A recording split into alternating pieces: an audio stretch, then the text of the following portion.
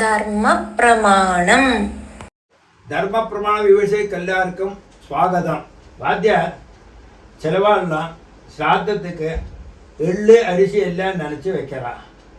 ഇത് ശരിതാന വിധി എന്നതാക്കും.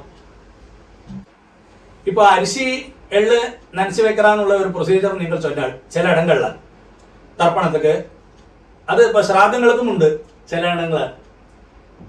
இந்த പൊതുവെ ശ്രാദ്ധത്തിക്കാനാലും നമുക്ക് തർപ്പണങ്ങൾക്കാനാലും ഉപയോഗിക്കുന്ന വസ്തുക്കളെല്ലാമേ അലമ്പി പദാർത്ഥത്തെ ശുദ്ധി പണ്ണുന്ന ഒരു വിധി ഇരിക്ക്.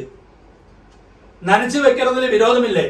ആനാ അതിലെ ഈരം ഇരിക്കപ്പങ്കിലേ നനച്ച് ഉണക്കി വെച്ച ശേഷം മാത്രം താൻ அந்த தர்ப்பணத்துக்கோ இல்லை ஸ்ராத்தத்துக்கோ எள்ளும் அரிசியும் உபயோகிக்கலாம்.